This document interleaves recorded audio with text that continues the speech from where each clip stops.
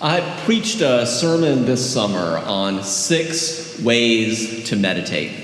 This morning, I want us to take a deep dive into heartfulness, which is one of the 6 ways, but it may help first to give just the briefest of overviews of the 6 ways, because sometimes the best way to understand a meditation technique is to compare it and contrast it with other practices. Indeed, I sometimes talk to people that have been meditating a really long time, but I'm going to be a little brutally honest right now. It's not clear to me what they're doing on their cushion. Are you actually making progress? Because what you're doing really does matter, and then there's a lot of different things one might be doing that.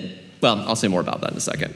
The 6 I'm going to name are merely broad umbrella categories for the meditation practices I'm most familiar with, have spent the most time doing. This graphic was designed by Vincent Horn, one of my primary meditation teachers.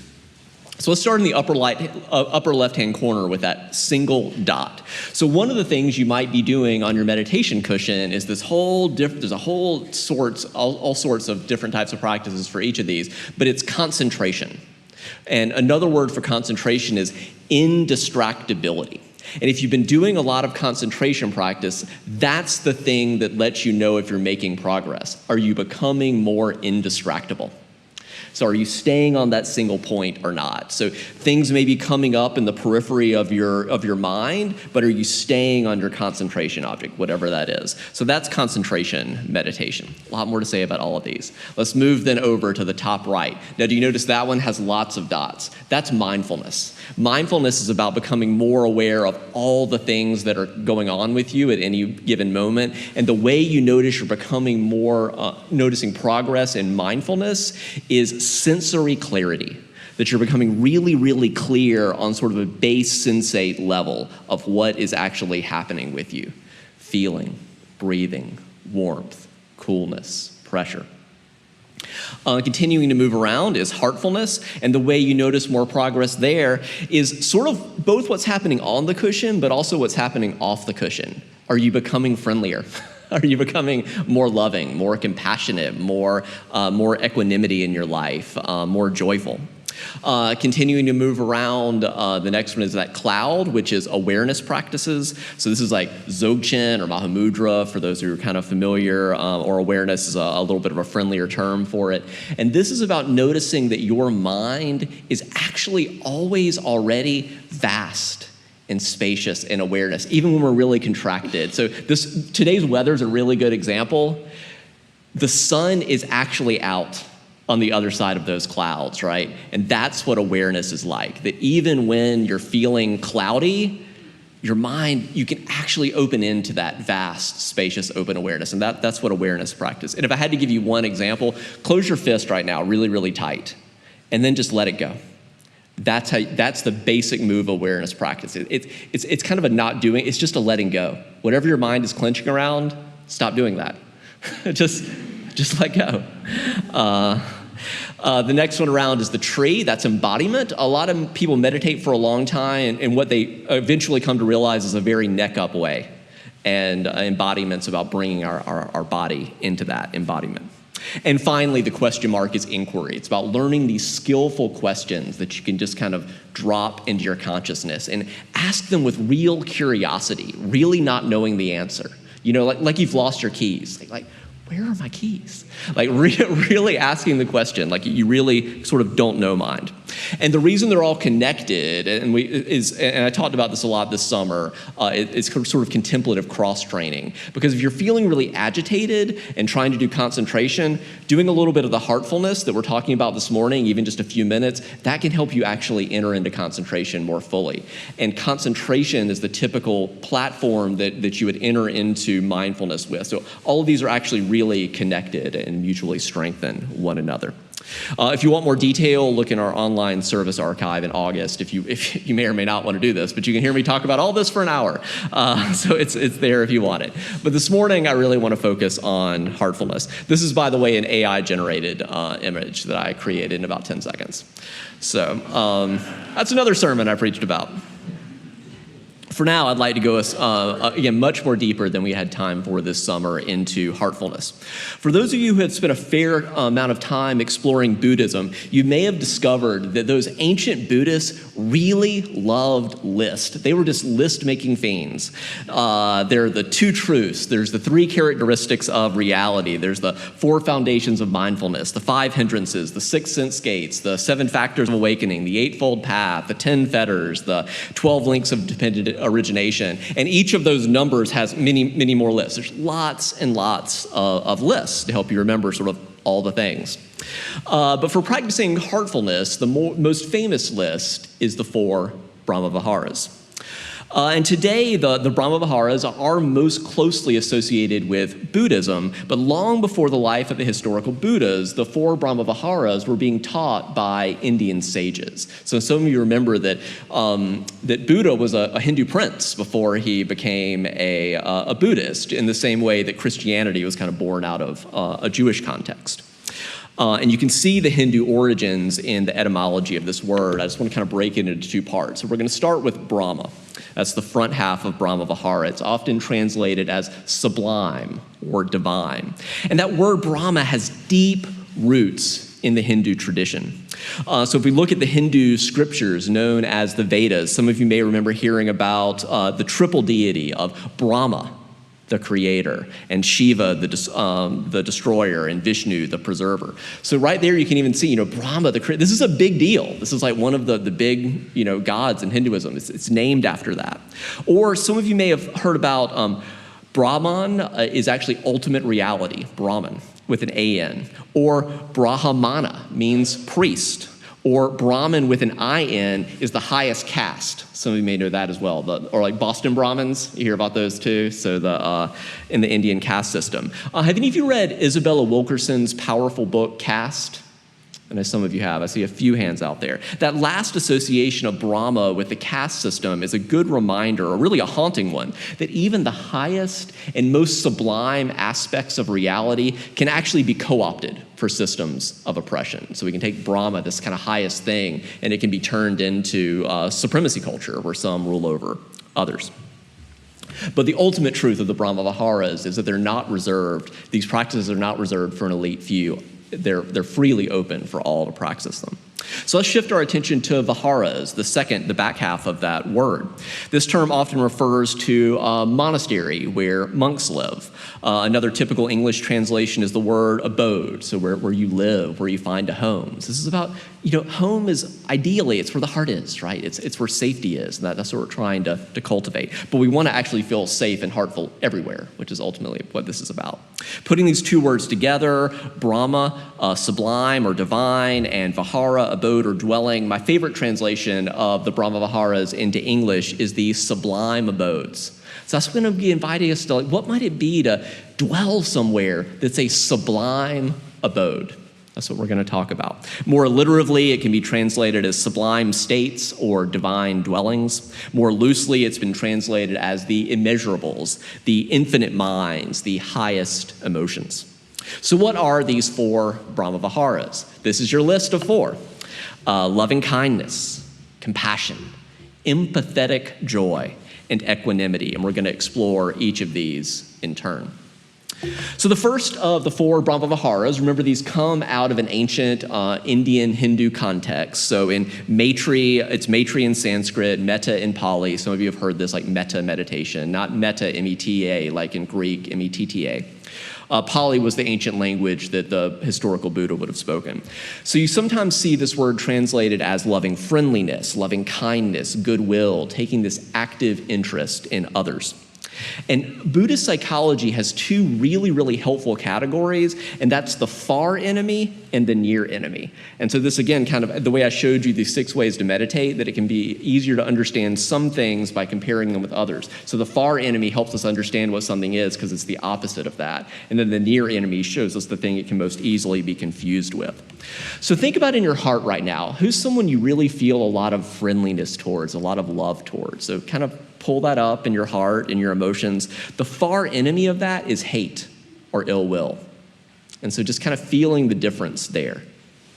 The near enemy, though, is attachment or greed. There's a thin line between giving someone a hug and holding them down so they can't get away, right? So that's the near enemy, right? I'm going to love you and squeeze you and keep you as my very own, right? Like that's so that kind of clinging and grasping and need to control, that is toxic to authentic loving kindness, but it's the near enemy. It can easily get confused with that. Loving kindness that's offered freely as a gift, as Ursa spoke some about during the meditation.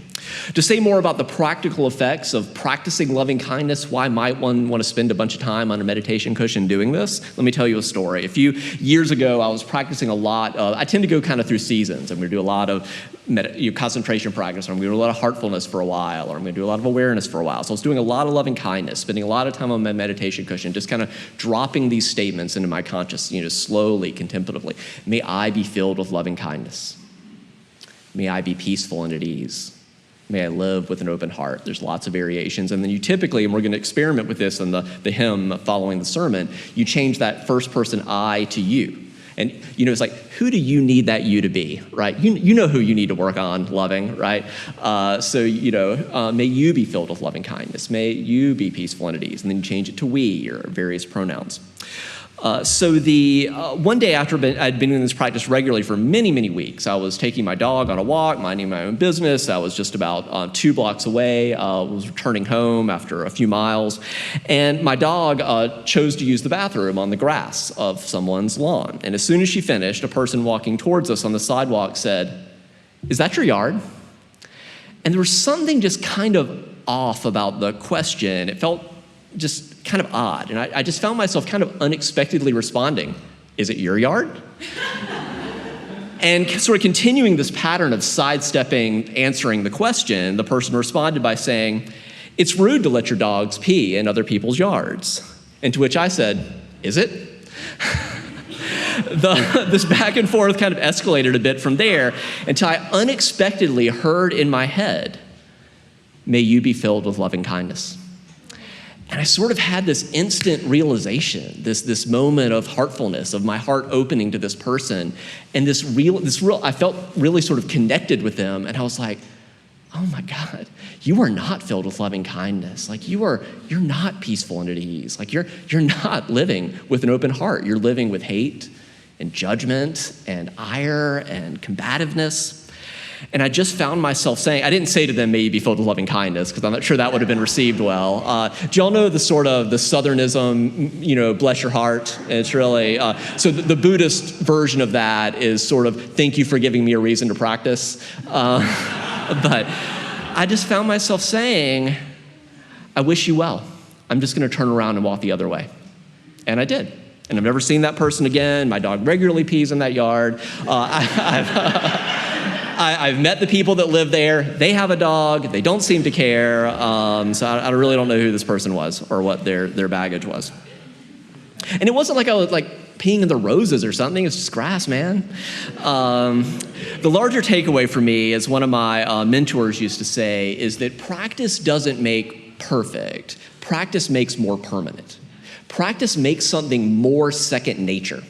Instead of your first nature is like combativeness and selfishness, and it makes this loving friendliness more second nature, more at hand. Because that argument could have escalated further, but that moment of heartfulness that I'd been practicing, it short-circuited that trajectory, that vicious spiral of going down into a more virtuous cycle, of breaking into more freedom and liberation.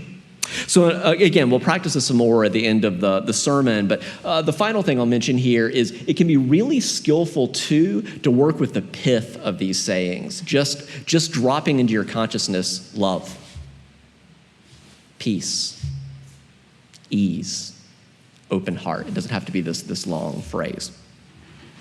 The second of the 4 practices that can transport us into these divine dwellings, maybe you're already starting to get a sense of this, of how this can really shift how we are in the world. The second of these 4 Brahmaviharas is karuna, or compassion.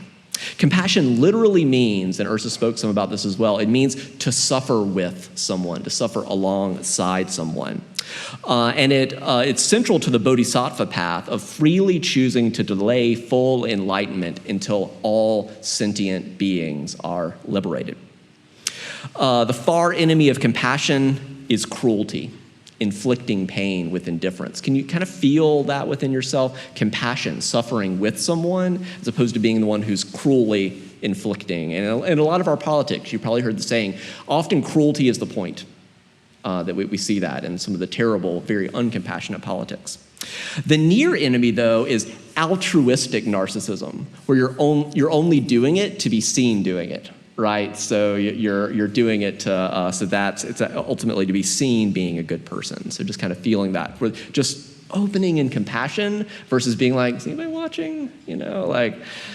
That being said, in the spirit of putting your own oxygen mask on first, I'm a big fan of the mindful self-compassion practices that Kristen Neff and Christopher Gurman. You can Google the Center for Mindful Self-Compassion, and there's lots of free practices on their website. And I want to teach you my favorite one that I've learned from them, and it's called taking a tender self-compassion break. And there's 3 steps. And you can actually try it with me right now. If you're comfortable doing so, put one hand on heart center, just kind of offering yourself some compassionate touch. Put another hand on your gut, or if there's somewhere else in you that's feeling particularly tense, you can put a hand there. And just think about in the last, today or in the last few days, what's something you've been having difficulty with, something you've been struggling around, or something that's really just breaking your heart about the world. And just try noting silently to yourself and just noting, being honest, this is a moment of suffering.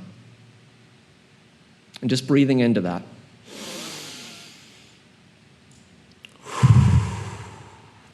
Just acknowledge and being present. This is unsatisfactory. This is suffering. And then reminding yourself, it's not really personal to you. Suffering, it's a part of life. It's part of the human condition. All of us face challenges in our lives, feeling that solidarity with all sentient beings. And third, setting an intention. Amidst this moment of suffering, may I be kind to myself. Instead of just shooting more arrows of beating myself up, may I be kind to myself. You can and this can be really hard for some people, but see if you can try it. Just say to yourself, I love you. Some people call this, like on social media, accepting your own friend request. I love you. You can also try imagining that a dear friend is having the same problem as you. What would you say to that person to comfort them? And can you give yourself permission to offer that advice and to accept it for yourself? As Audre Lorde taught us, in the face of systems of oppression, caring for myself is not self-indulgence, it's self-preservation. It's actually an act of political warfare against the systems of oppression. As you're ready, you can release your hands. The third of the 4 practices that can transport us toward these immeasurable lands of the Brahmaviharas is mudita, or vicarious joy.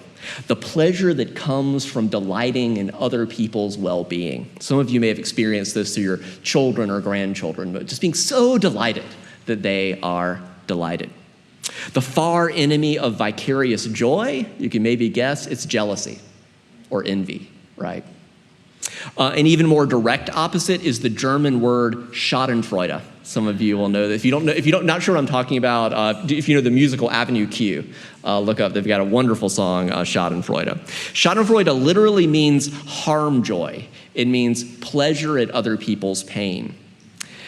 And just think about the difference between that, right? Pleasure at other people's pain versus, it's ultimately toxic for your heart, And do y'all know the phrase, be careful of drinking poison and hoping the other person dies?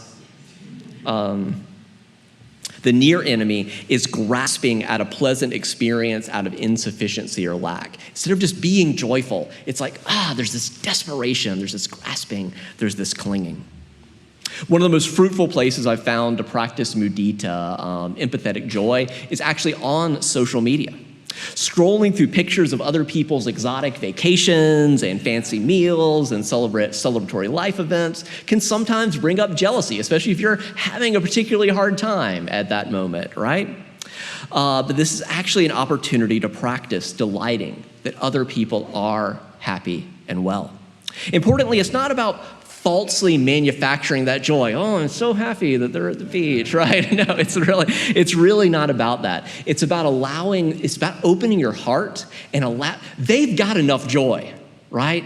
Let their joy enter into you. To me, it's sometimes easier to use a negative example or a more difficult example. Have you ever unexpectedly stumbled upon people in deep grief that you knew nothing about, but you could feel their grief entering into you? It's like that, but it's with happiness. It's with joy. Just opening your heart and allowing it to flow into you. Or even working with the phrase, just dropping into your consciousness, may joy arise. And it's not that automatically makes you joyful, but it's just starting to incline your heart toward joy. May joy arise. You're just setting that intention. Joy. May joy arise.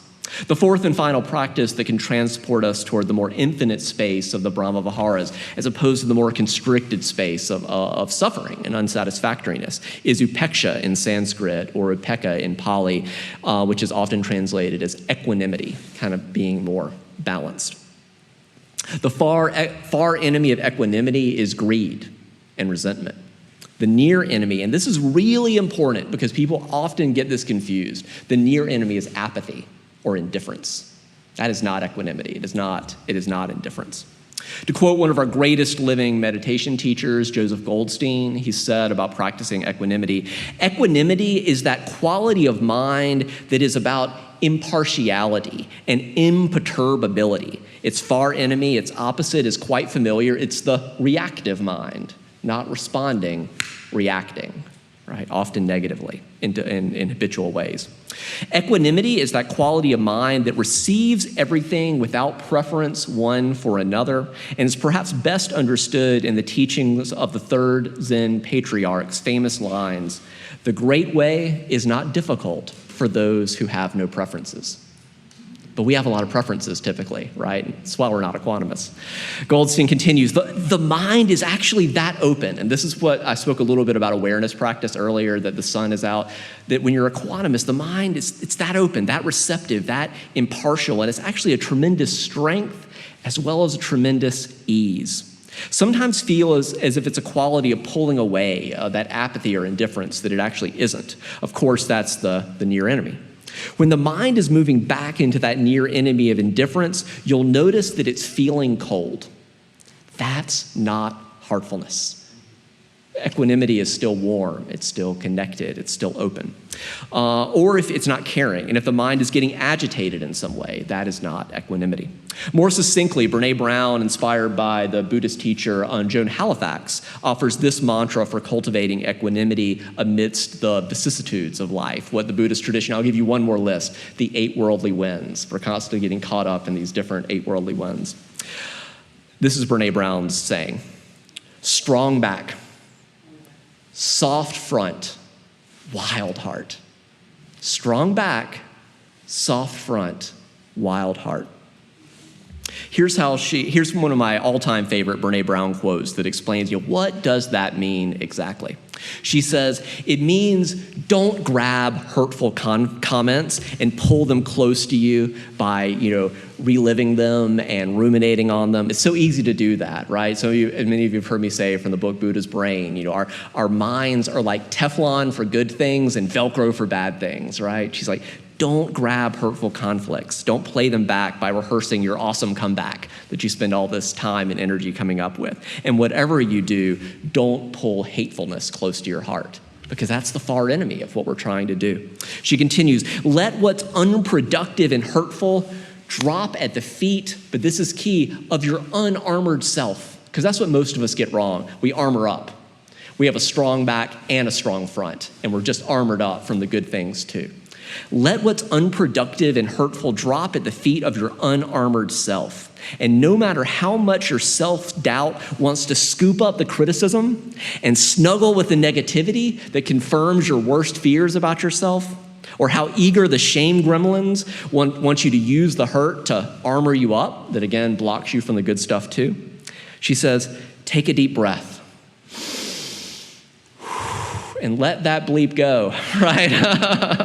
Find the strength, she says, to leave what's mean-spirited on the ground. Stop picking it back up, right? It hurt the first time, but stop picking it up and beating yourself up with it. You don't even need to stomp it or kick it away, she says. Cruelty, that's another of our enemies. Cruelty is cheap, easy, and weak. It doesn't deserve your energy. It doesn't get us to the Brahmaviharas, right? Just step over the comments and keep daring, always remembering that armoring our heart is too heavy a price to pay in response to cheap seat feedback. This quote is from Brené's book, Dare to Lead, and is a profound example of what it can look like to lead with a strong back. We're not being a pushover, we're staying equanimous. Strong back, soft front, and wild heart.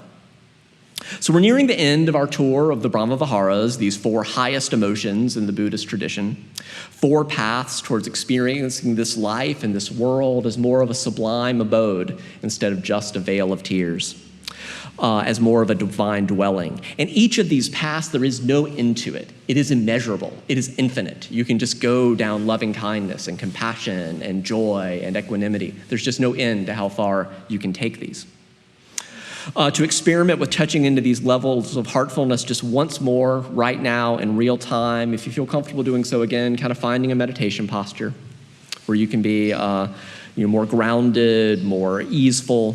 Again, placing one hand on heart center and another on your gut, offering yourself a gentle, soothing, compassionate touch, just silently offering to yourself, may we be filled with loving kindness, and breathing that in.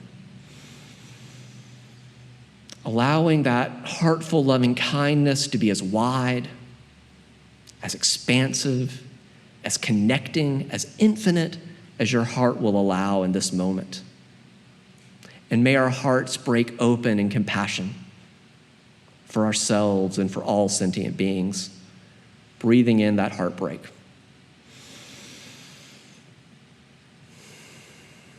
But may we also open to joy, allowing yourself to sink and savor more fully any joy or any happiness that you have access to in this moment, whatever you're grateful for. And may we live with a strong back, a soft front, and a wild heart that unpredictably is open to heartful connection in unexpected places. May it be so. Well, now you can keep your hands there as long as you need to, but remain seated, and let's kind of continue in the spirit of heartfulness as we prepare to sing together. We'll sing seated.